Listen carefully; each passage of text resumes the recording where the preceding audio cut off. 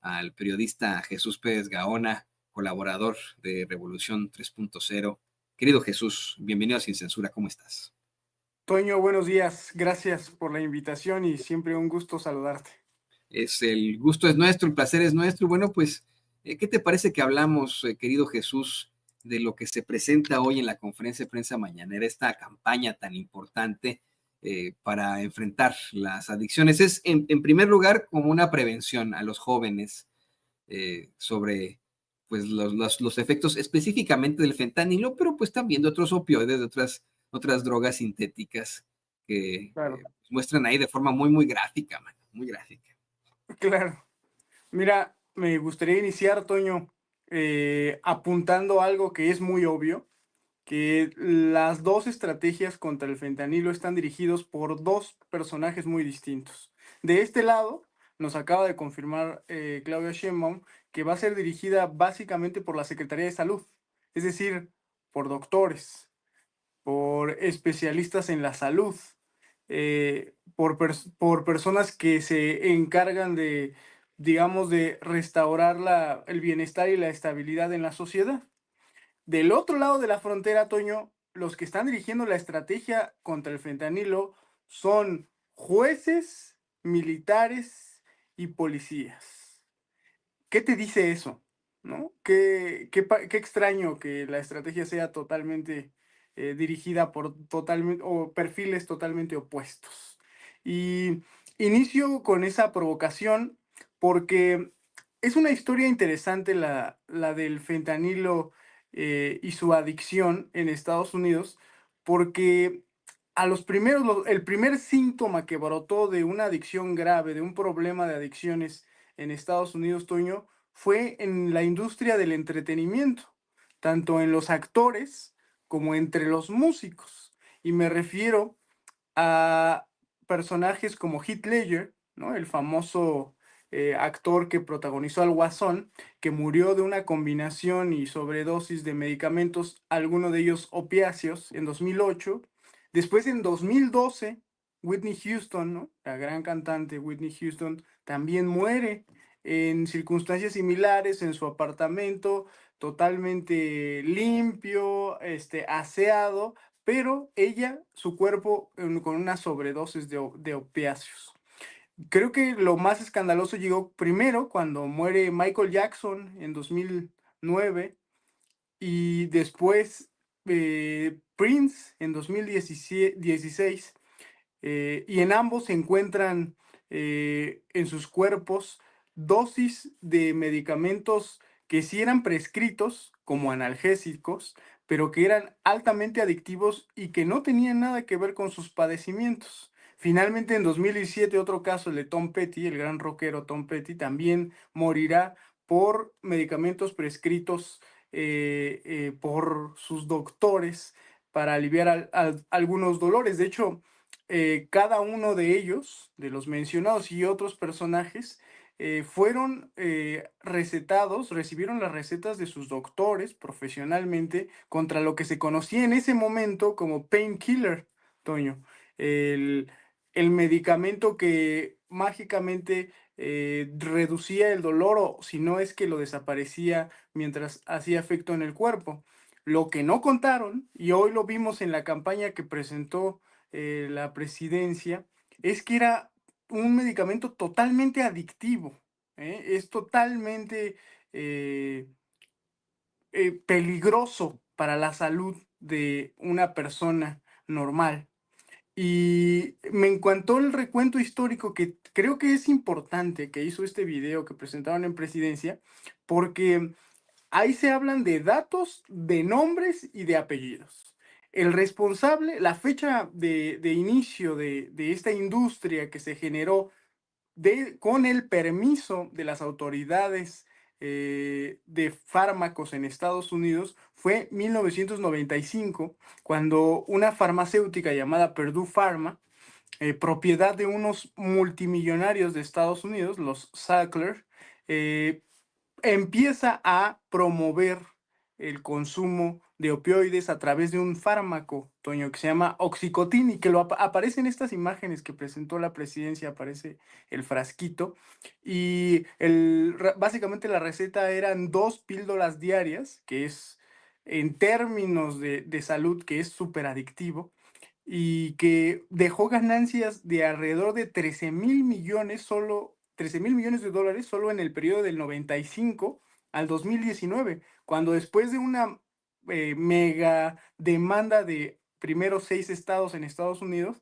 logran llevar a la bancarrota a Purdue Pharma, porque de los 13,000 millones de dólares aproximadamente de beneficios que tuvo desde el 95, tuvo que pagar alrededor de 12,000 esta empresa, 12,000 millones de dólares en demandas y en diferentes compensaciones que tuvo que pagar, porque, de nuevo, se descontroló con el apoyo oficial del gobierno de Estados Unidos el consumo de opioides en Estados Unidos que se estaban prescribiendo como analgésicos. Y no es de extrañar, Toño, es muy fácil, era muy fácil para las farmacéuticas y en particular esta farmacéutica Purdue Pharma, tenía en su nómina casi 100,000 médicos, imagínate.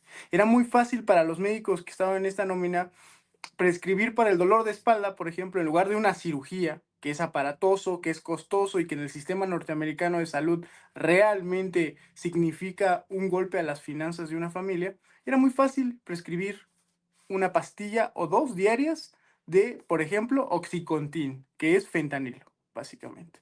Y eso era muy fácil, no era costoso y podía, según estos médicos, subsanar el dolor que impedía el trabajo, la concentración o simplemente la vida diaria de muchos. Es así, por ejemplo, que pega en la industria del entretenimiento en Estados Unidos, como lo cité hace poco.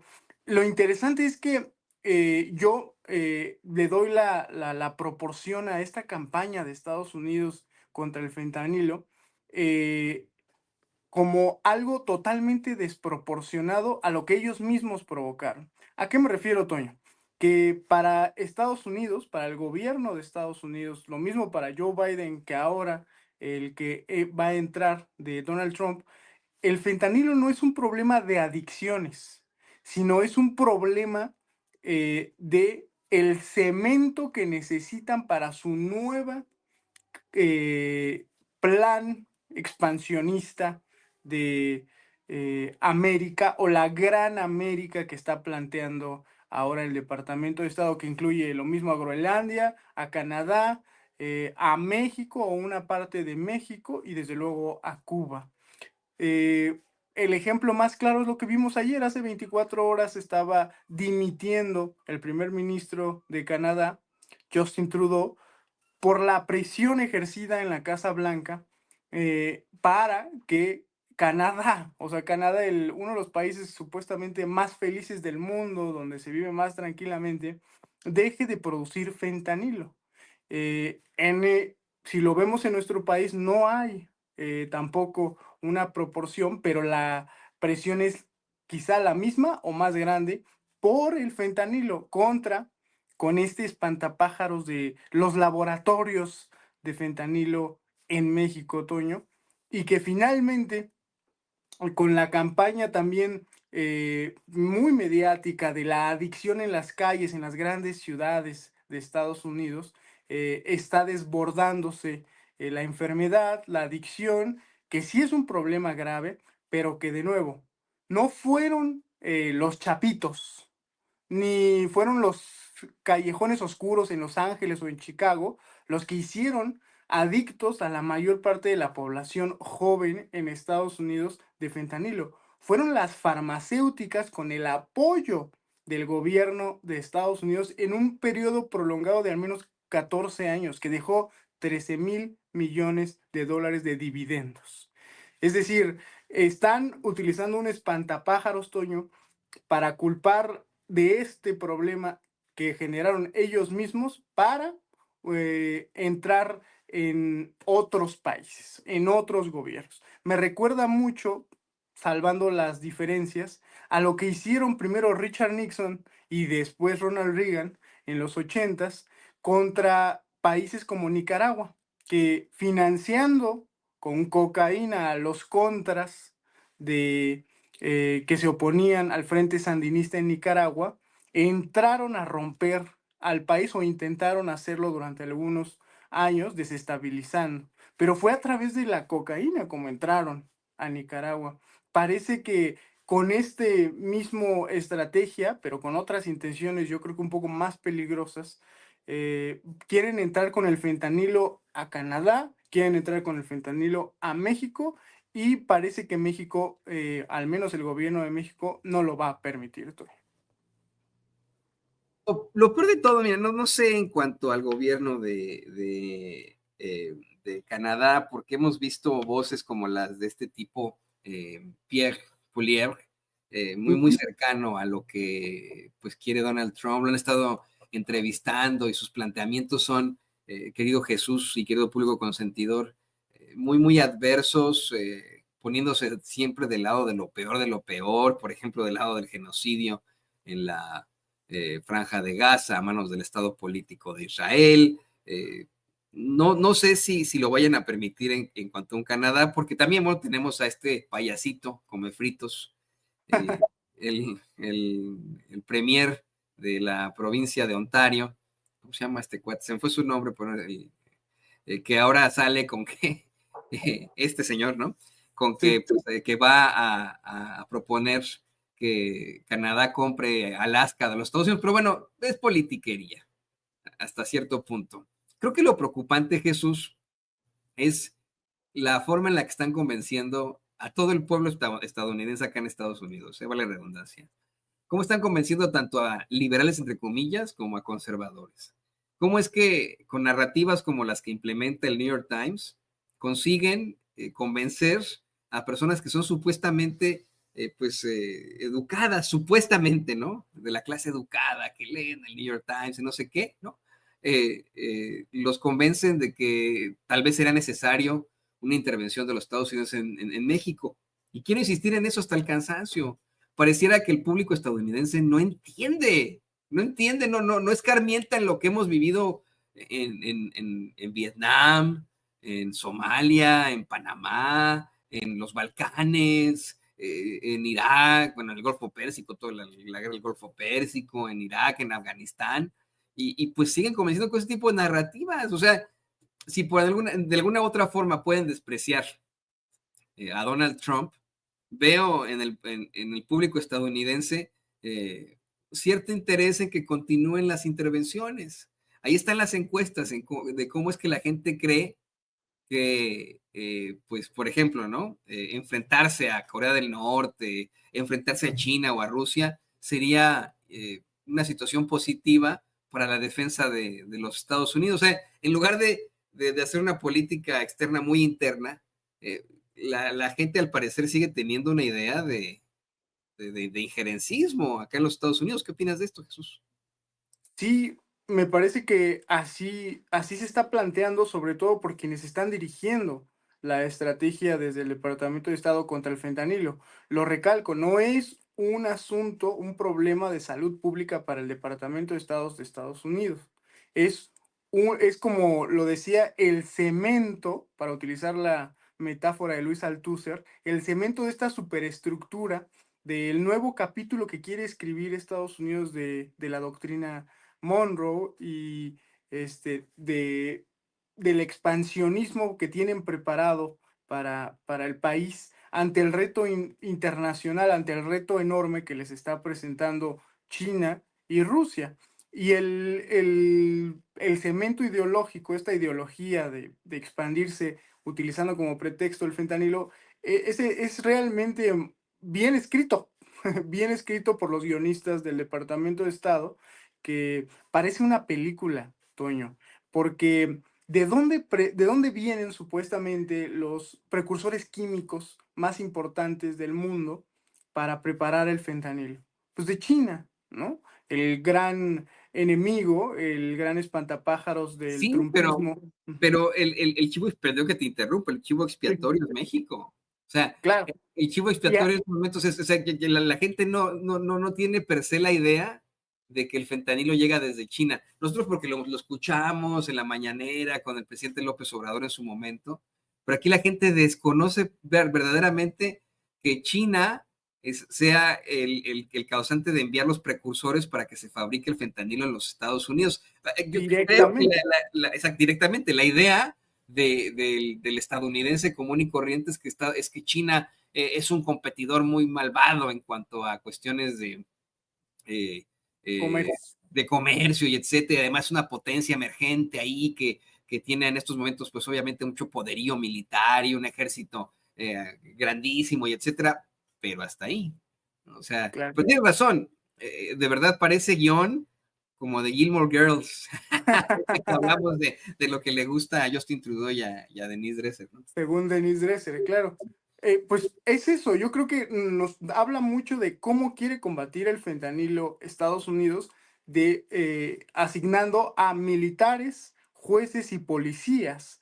Es decir, no es un asunto de salud pública, no es un asunto para ellos de adicciones, no es un asunto de salud que debe tratarse, sino de seguridad nacional. Por lo cual, creo que la estrategia que está implementando México es mandando el mensaje de que tienen quizá el diagnóstico incorrecto y la solución más descabellada en Estados Unidos, con la forma muy protocolaria, típica de una presidenta como Claudia Sheinbaum, están mandando el mensaje de que si es un problema de salud pública, se debe combatir con deporte, con promoción de la salud, con buena alimentación, incluso ya un poco en términos un poco más mojigatos, con valores, con unidad de la familia, cosas que son identitarias de un país como México. Y yo creo que ahí está la resistencia, Toño. Ahí creo que va a encontrar el eco de muchas personas de este lado de la frontera, el gobierno de México, porque no es algo ajeno a nosotros. Lo que me extrañaría es que gran parte de la población de Estados Unidos de origen mexicano no lo entienda. Me extrañaría que no entienda que es así como se combaten las adicciones, llámese fentanilo, como fue en su momento la heroína, como fue en su momento la cocaína. Fue este respaldo, no fue la policía. De hecho, la población afroamericana en Estados Unidos te lo puede decir en sus películas, en sus canciones, en sus pinturas, en sus puestas de teatro, donde prácticamente viven la represión policial bajo el pretexto de la droga. Ellos mismos lo vienen diciendo desde hace décadas, que esa no es la solución y que esa no va a ser la vía para resolver el problema, Tony. Pues sí, exactamente.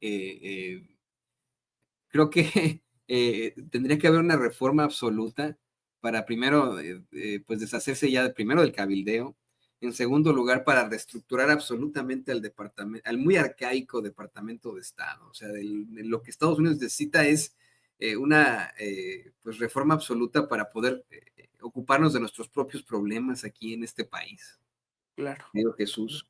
Y podría ser enfrentados con, como lo plantea la misma doctora Claudia Sheinbaum. Mira, a lo mejor una de esas locuras que se le ocurren a Trump, algo así pasa, pero la verdad es que lo dudo.